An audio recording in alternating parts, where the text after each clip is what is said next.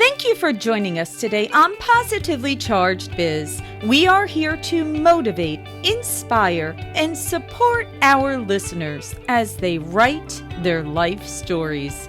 We are a proud founding member of the Real Disrupt Podcast Collaborative, and you can check out more awesome podcasts at realdisrupt.com.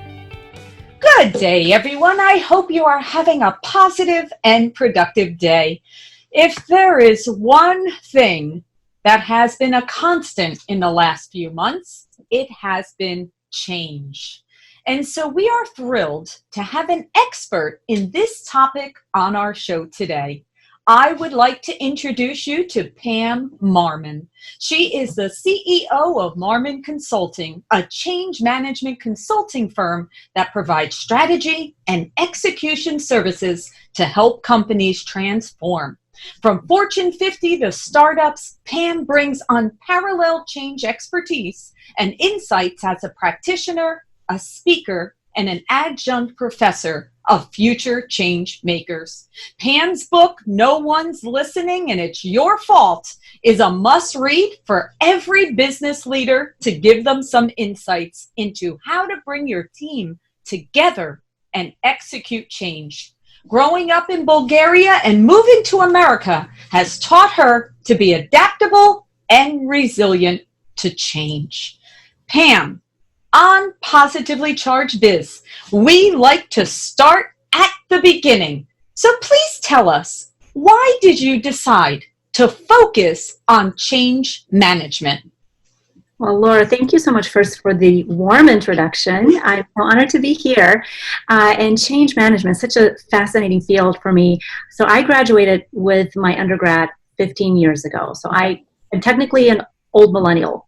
And as I started my career, I was in corporate America and moved throughout the country, various organizations that I worked with.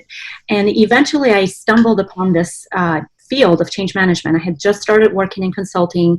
I was working with a Fortune 50 client in Seattle, and we were leading a large merger and acquisition for them in the technology space. And I worked alongside a consultant who was doing change management. And I thought, what a wonderful career to have because of the proximity to the leadership team and the strategic thought that goes behind it, and also my passion for leadership and for people. I just saw it all come together in one beautiful space. So from that point on, I became certified in change management and pursued my MBA and practiced it for the last decade. Absolutely thrilled to be writing and talking about change management, especially in our current circumstances where it is inevitable that something will have to change and we as human beings will have to adapt to our new environments. And I'm happy to share a message of hope. I know the title is almost like surprising and it's bold, and there's a story that goes with the title that I share in the book, but it truly comes down to us as leaders being able to listen and to hear and to understand what our organizations need, and then to apply the methodology behind change management and communications so that you have a successful outcome at the end.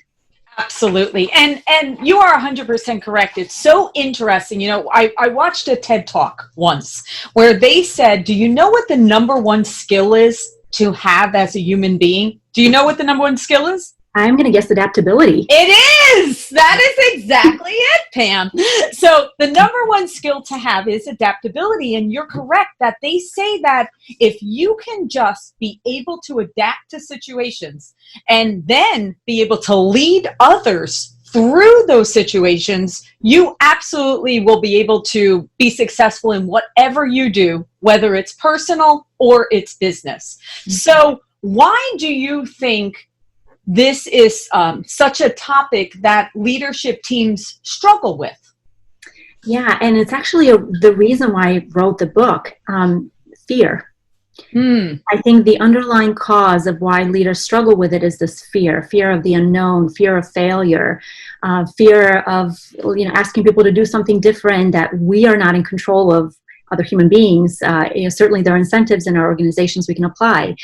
But this fear of what if I lead this change and this transformation and it doesn't work out? The resources and the financial resources that have been invested, and from a human perspective, the human capital that's been invested. And so I wanted to solve for that fear, and I wanted to provide leaders the resources and the confidence to step into the space of leading change, knowing that if I apply a proper process, and in the book I talk about how with the proper process, change is not hard. And what a radical thought when you think change is not hard. I can't believe she said that. But I truly believe that if we master the process and the thought that goes behind it and the emotional intelligence required for leaders to be successful and for their people to be successful, and if we turn our perspective to the actual employee that's going to be experiencing the change or the customer that's going to experience the change, if our goal is to delight them and to make their lives easier, then we owe it to ourselves as leaders to get better. And I wanted to help leaders get better at it so that we can have healthy organizations that function. I wanted, and I truly believe that when you have a healthy organization, you have happy employees that go home to their families, and that trickles down in their family life and their children and their community. And I just couldn't imagine holding back on a message that's so powerful and the impact it could have on the world. Absolutely. So I know that part of your book, you have the readiness assessment. And speak a little bit about that and the importance of doing that process. Yes, the readiness assessment is one of the first steps that we take whenever we map out any change in an organization. And essentially, it's a set of interviews. And we identify key stakeholders in the organization who are going to be able to provide us input as how this change will roll out.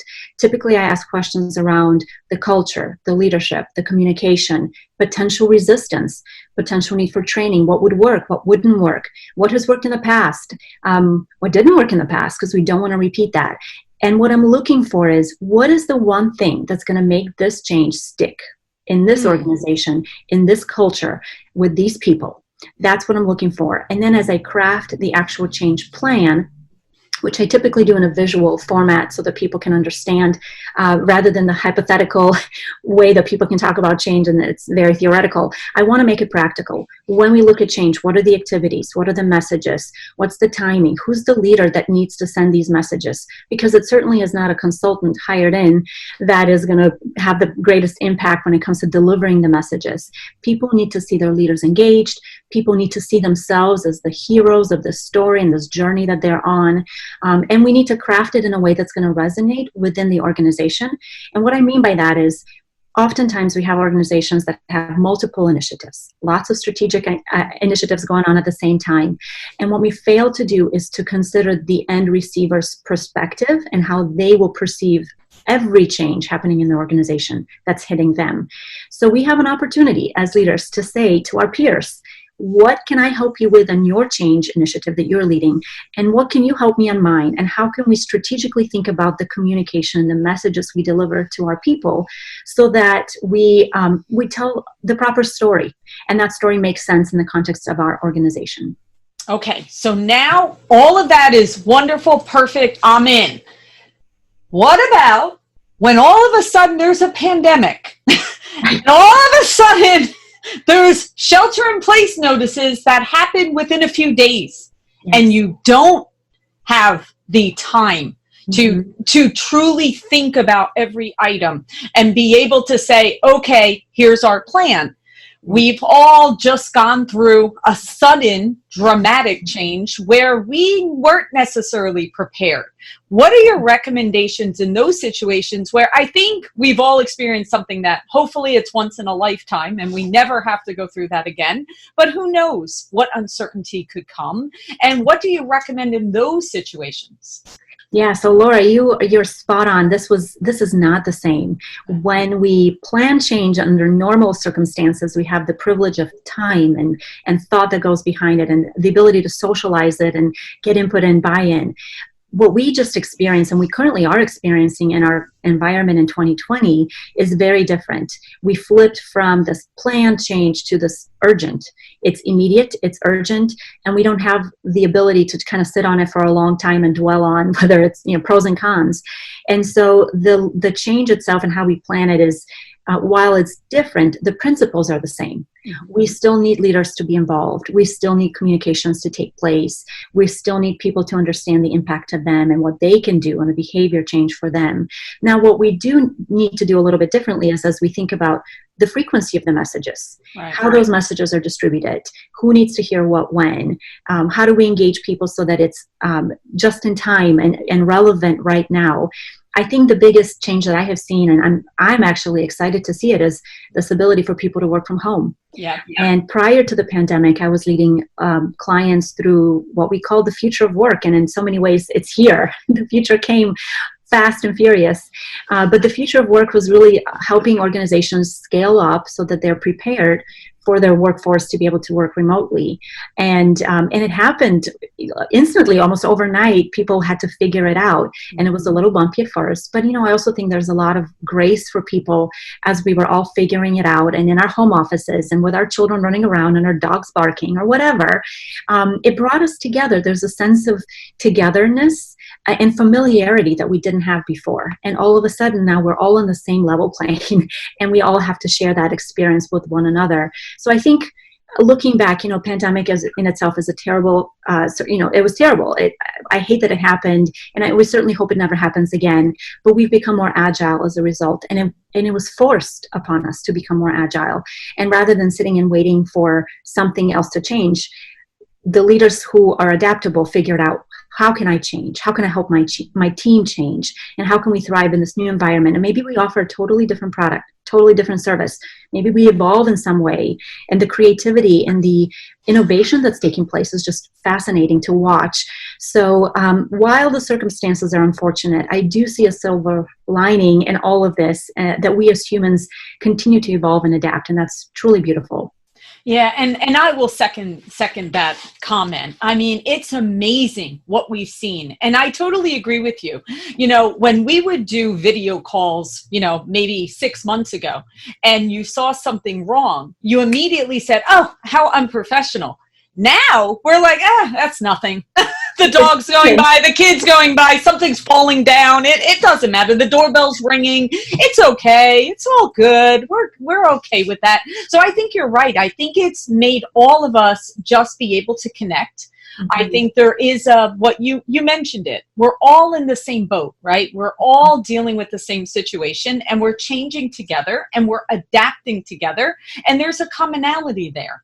All of a sudden, everyone was going through it together. And I think we fared very, very well. Although I certainly never want to see it happen again, it definitely proved how resilient we are and how adaptable we are, yes, which is wonderful. And I've also seen leaders display a lot of emotional intelligence, which is fantastic. Just human to human, relating to one another, supporting their employees, supporting one another. To me, that skill set was also elevated. So not just adaptability, but the emotional intelligence that's required. And the combination of the two is a powerful combination as we look at the future of work, even 10 years from now, what that's going to look like. Yes. And it's interesting. I actually interviewed a futurist. Did not even realize that there was such a thing as a futurist. But we had this conversation of what does the future of work look like, and how has this kind of sped it up, where we thought things would be happening 10 years from now. It's honestly happening right now. And it's very, very interesting to watch this. So in terms of communication, I'm curious. I mean, do you think you're going to see a lot more communication through video? Are you seeing more leaders communicate that way, where previously maybe it was an email, or maybe it was gathering everyone together on a phone call? Like, what are you seeing, and what do you recommend? How often do you even, especially when you're going through a transition of change, how often do you recommend communication? Yeah, so specifically when it comes to video, I am seeing an increase. And as a matter of fact, today I was helping leaders develop a little video that they're showing internally with one of my clients. And we were recording the videos, and people were in their home offices, and it's very organic. There's no fancy cameras. The technology, it is what it is. But that makes it more human to us to relate to. And there's something really beautiful that we get to experience from that perspective. I do believe that video is a great way to connect more, just emotionally with people as you see their faces and their expressions and all of the cues that people will give you visually when you're not in the same place. Also, the remote work and people being able to work globally now and using technology for our advantage has really helped us to say, maybe I don't need to be in the office, from 9 to 5 or whatever. Maybe I can work remotely and this is what it looks like. And people can still connect with you, which to me was the biggest opportunity that I think people were worried. Would I be able to connect with people if I'm remote and nobody sees me? The other challenge that, as I've worked through future of work projects that people have had, was around performance. Would my team be able to perform? As a manager, would I be able to manage my team, and if they need help and so forth? And it's interesting when we do think and we look at the data, that performance has not been an issue, and teams have overcome that. So the things that we hold, things that we fear as leaders, are starting to kind of bubble up, and we're revealing really the truth behind it and kind of dispelling the fear and the myths that come with remote work. Right, absolutely. And furthermore, on the communication side, how often do you recommend that leaders communicate the vision of the company and the path? Like, how often do you recommend that leaders do that? All the time. Okay. All the time, because it is a message that's expected of them, from them, and people are looking to them to hear that message. So when it comes to organizational vision and strategy, it's the executive leaders that people want to hear from. But when it comes to day-to-day changes to my job, it's the manager who is supposed to communicate. And this is from research done by ProSci, which is a change management research organization. And so we are very mindful when we implement large transformations to say, these are the messages that have to come at the executive level. These are the messages from the middle managers, and these are the messages to the employees directly. And that message of the vision is a critical component, because an organization without a vision can't transform. There's nothing, no path forward for it until the vision is set. So everything has to anchor under that vision. Every initiative, every project has to anchor under that vision. And there has to be that commonality with communications and our messaging to tie it all back together to the vision. Absolutely. Now, you speak about speaking the same language, right? In your book, I know that was something that I absolutely connected to, that you have to be speaking the right language to your audience. So go into a little bit of detail about that. Yeah, so corporate America is really interesting because we hear a lot of corporate talk and fancy words and very well-crafted messages that sound beautiful, but people can't interpret. And so I'm actually seeing this trend where organizations are saying, and people are saying, just say it in a way that I will understand it. Say it simple, say it clearly, say it succinctly to the point at the right time. Don't say it too early, don't say it too late. And that has really forced leaders to evaluate how they communicate and their messages and their tone of communication and how transparent they're choosing to be with their people. And so this idea of speak their language has more to do with the organization and the culture and the type of people you speak to, so that you can connect with them. Because if you speak the wrong language, the message will be missed. People will ignore it. They won't hear it. They can't interpret it. They'll just move on. And even perfect example, yesterday we were talking with a leader, and the moment we touched on budgeting and finance, she lit up. That was her language. And I cued in on that because I knew that going forward, if I needed to connect with her, that's the language for her. And so I just need to be mindful of that. So I think we all have an opportunity as we communicate with one another to truly understand, what is our language? What does it sound like? How do we prefer to be communicated? Is it visual? Is it through visual graphics, communications, video? Is it written? Is it voice message? It varies from person to person, and every organization has its own flavor of that preference as well. But the key takeaway is really for leaders to be mindful. Am I speaking the right language? And are people understanding what I'm saying to them? Because if they're not, then anything I'm saying is irrelevant and it's not going to land on fertile soil. Right. So I want to hear, where did the name of the book come from? Yes, there's a story. Yes. Yeah. So I was meeting with one of my mentors, who is a very well decorated military person, and he graciously accepted to mentor me. And so we were meeting at our usual time one day, and I just casually asked him, how is your day going? How is your work going? And he expressed frustration, and he said, we're leading this large work body of work and we're sending emails and nobody is listening and nobody's hearing what we're saying and nobody's doing anything different. And I'm very frustrated because this work is really important. And it was at this instant moment that it came out of my mouth and I couldn't even believe it. But I said to him, well, no one's listening and it's your fault.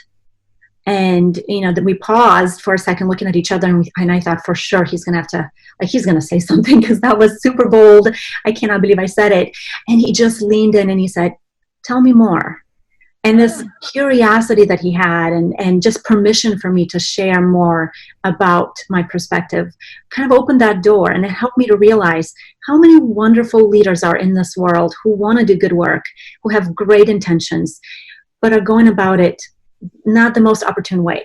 And they think it's the right way. They, email, and they think this is like what I'm supposed to do. But the reality is email is the least effective way to communicate with people. And it gets overlooked and people don't read it and ignore it. And so helping him understand what that path is helped me realize that there's actually an opportunity for me to help more people with that. And so the title was born out of this conversation with him. I thought it was bold, but that's truly what I want to tell leaders, not to be offended, but to be curious and to lean in and say, tell me more, because I want to be a better leader. I want to lead organizations through transformation better. And there's an opportunity for me as a leader to learn how to do that better. Love that. So would you state that the best audience for your book would be someone in a leadership role, or do you recommend, who do you recommend the audience to be? I would say anybody who is a director or a manager or above will be the ideal audience. Mm-hmm. That being said, I've had friends and family members who've read the book who have said, wow, I can actually apply this to my nonprofit or to the work that I do and I volunteer. And so there's a little bit of something for everyone, especially as we look at our interactions with human beings. Anybody can learn something from the book when it comes to understanding how do I communicate better. So while the ideal audience is a leader, manager, and so forth, I think all of us can take away something. Absolutely. And it's a very easy read. It's a very quick and easy read. You did a wonderful job on putting the book together. And definitely I shook my head. Yes, yes, yes, quite a few times. And it's interesting. I mean, I can tell you one time in my organization when we failed miserably, it changed. And to this day, I speak of this, even though it was like 2011. It was that long ago, and I still can remember it like it was yesterday because of the struggle. And in our industry, I'm in the mortgage industry, and so back long time ago, you had paper files. So you would have a file this high of paper in a file folder. So in 2010, I come up with the idea of we're going paperless. That was very ahead of the curve. People were not paperless at that time. Now, the reason why I was going paperless is actually the best part of the story. One of my underwriters, the mortgage underwriter, she had a baby. And she came to me and she said, Laura, I love my job, but I can't leave him. And I said, well, are you resigning? And she's like, no, I have a proposal.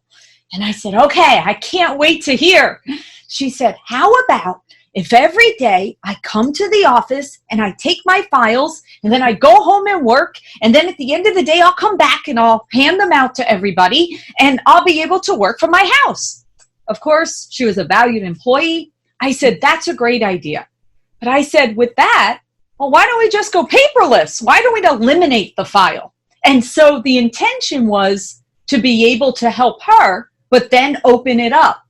As I said, it failed miserably at that particular time.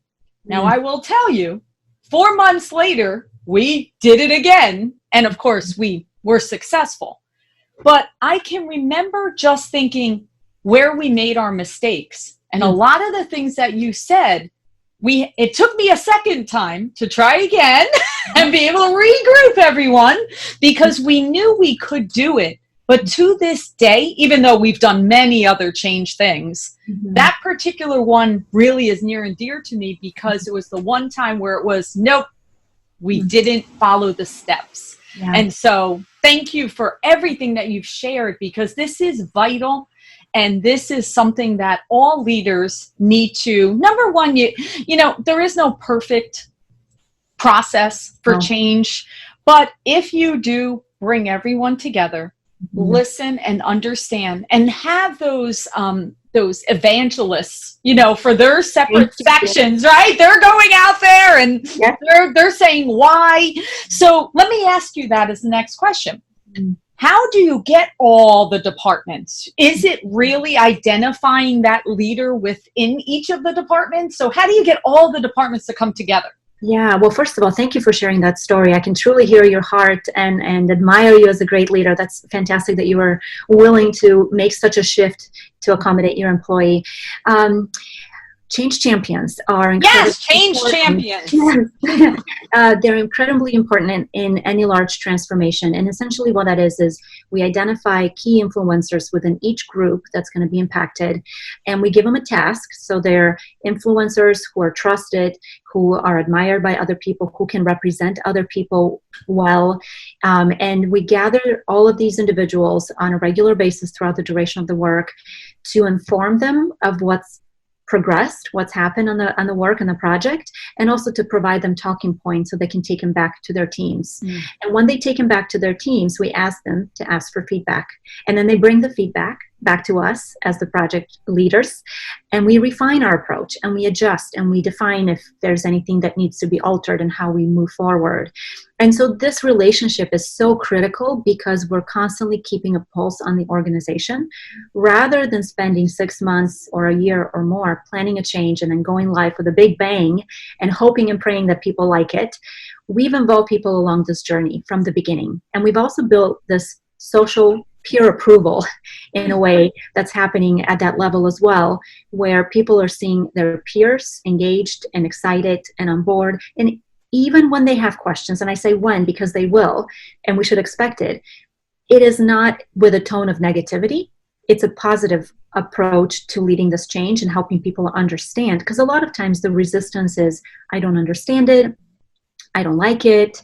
I don't like the project. I don't like you as the leader.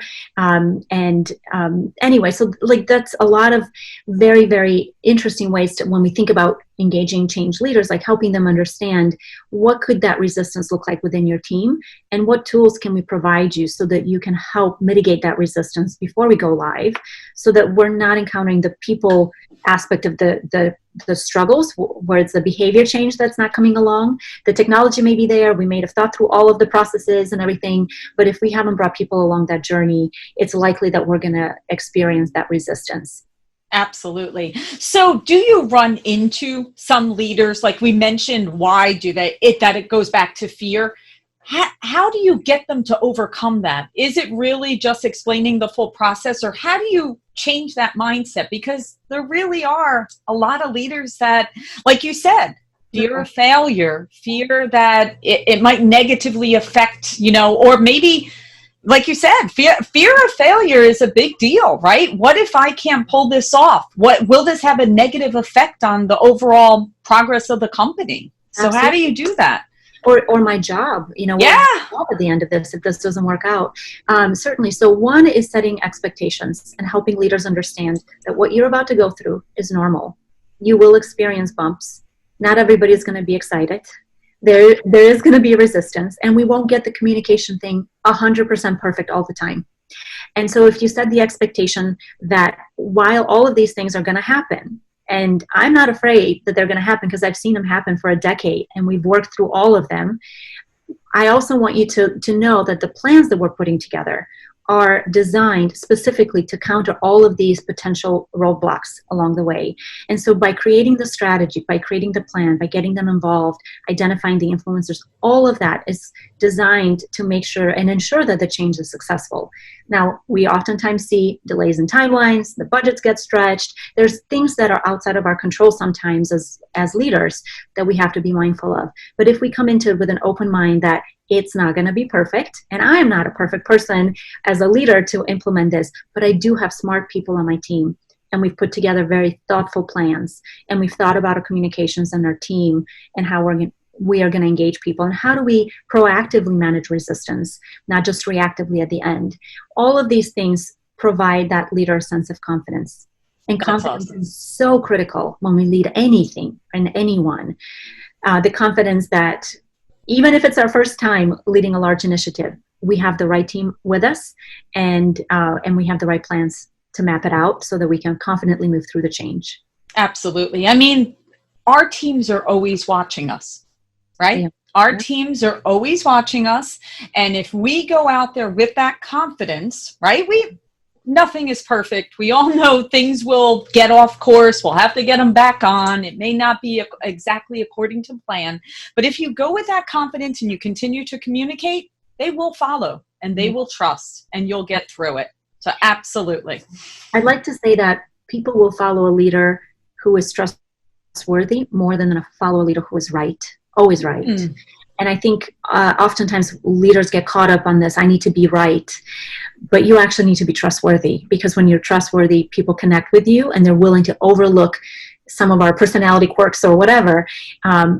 And they expect you to be honest and transparent with them rather than be right all the time. I think that is a very good thing to wrap up. That gets us right to the end there, Pam.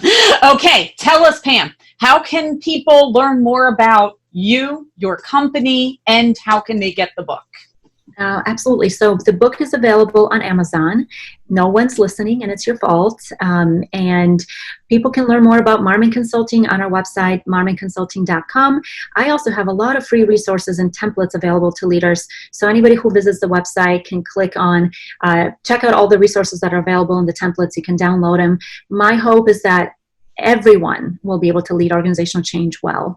And I want to equip them and provide whatever resources necessary. So the other way is to also connect with me on LinkedIn. And I'd love to chat and learn more about what people are leading and questions that they may have around change. Awesome. Well, thank you so much for joining us. This has been so instructional, informational, and so valuable. So thank you so much for your time. We truly appreciate you being with us today. Thank you for having me, Laura. Have a great day. Thank you for joining us for another episode of Positively Charged Biz. I'm Laura Brandeo, and we are here to motivate, inspire, and support our listeners as they write their life stories. If you have an inspiring story, please email me at laura@positivelycharged.biz. And remember to subscribe to hear more great guests. And connect to us on Facebook at Positively Charged and Instagram at Positively Charged Podcast. Until next time, we wish you a positive day.